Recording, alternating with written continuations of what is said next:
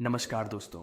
आज हम आपको एक ऐसी अभिनेत्री की कहानी सुनाने जा रहे हैं जिसकी जिंदगी एक समय में बॉलीवुड की चमकदार दुनिया का हिस्सा थी, लेकिन कुछ ही सालों में वह गुमनामी और त्रासदी में खो गई। ये कहानी है विमी की, जिन्होंने अपने करियर की शुरुआत धमाकेदार तरीके से की, लेकिन उनकी जिंदगी का अंत इतना दुखद हुआ कि सुनकर रूह कांप जाए। आइए उनकी कहानी को विस्तार से जानते हैं। विमी का जन्म 1943 में पंजाब के एक सिख परिवार में हुआ था।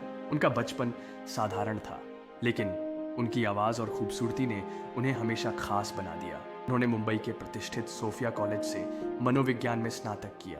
विमी बचपन से ही कला में रुचि रखती थीं। कॉलेज के दिनों में वे संगीत और गायन प्रतियोगिताओं में हिस्सा लेती थीं और कई पुरस्कार भी जीते।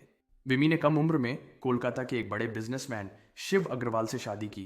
ये शादी उनके माता पिता की सहमति से हुई थी। शादी के बाद वे 2 बच्चों की मां बनी और उनके परिवार को एक आदर्श परिवार माना जाता था। उनकी जिंदगी सामान्य रूप से चल रही थी, लेकिन किस्मत ने उनके लिए कुछ और ही तय कर रखा था। एक दिन एक पार्टी के दौरान मशहूर संगीतकार रवि ने विमी को देखा। उनकी खूबसूरती और व्यक्तित्व ने रवि को प्रभावित किया और उन्होंने विमी से कहा कि वे फिल्मी दुनिया में कदम रखें। रवि ने उन्हें निर्देशक B.R. चोपड़ा से मिलवाया, जो उस समय बॉलीवुड के सबसे बड़े फिल्म निर्माताओं में से एक थे। बीटार चोपड़ा ने उन्हें अपनी फिल्म हमराज 1964 में मुख्य भूमिका के लिए चुना। इस फिल्म में विमी के साथ सुनील दत्त और राजकुमार जैसे बड़े सितारे थे। हमराज सुपरहिट साबित हुई और विमी रातों रात स्टार बन गई। उनकी खूबसूरती और अदाकारी की तारीफ हर जगह होने लगी। हमराज की सफलता के बाद विमी ने कई फिल्मों में काम किया, जिनमें आबरू, पतंगा और नानक नाम जहाज है जैसी फिल्में शामिल थीं। हालांकि ये फिल्में बॉक्स ऑफिस पर ज्यादा सफल नहीं रहीं। फिल्मी दुनिया में उनकी सफलता का समय बहुत छोटा था। उनकी अभिनय क्षमता पर कभी सवाल नहीं उठे, लेकिन इंडस्ट्री में टिके रहने के लिए जिस तरह के समर्थन और मार्गदर्शन की जरूरत होती है, वह उन्हें नहीं मिला। जैसे जैसे उनका फिल्मी करियर नीचे की ओर जाने लगा, उनकी निजी जिंदगी में भी परेशानियां बढ़ने लगीं। उनके पति शिव अग्रवाल ने उनका साथ छोड़ दिया और इस दौरान वे जॉली नाम के एक प्रोड्यूसर के संपर्क में आईं। जॉली ने उनके भरोसे का गलत फायदा उठाया और उन्हें ऐसे रास्तों पर धकेल दिया जो उनके लिए और मुश्किलें खड़ी कर गई। धीरे धीरे विमी की जिंदगी पूरी तरह से नियंत्रण से बाहर हो गई। उनका करियर तो पहले ही ठप हो चुका था और अब उनकी आर्थिक स्थिति भी बेहद खराब हो गई।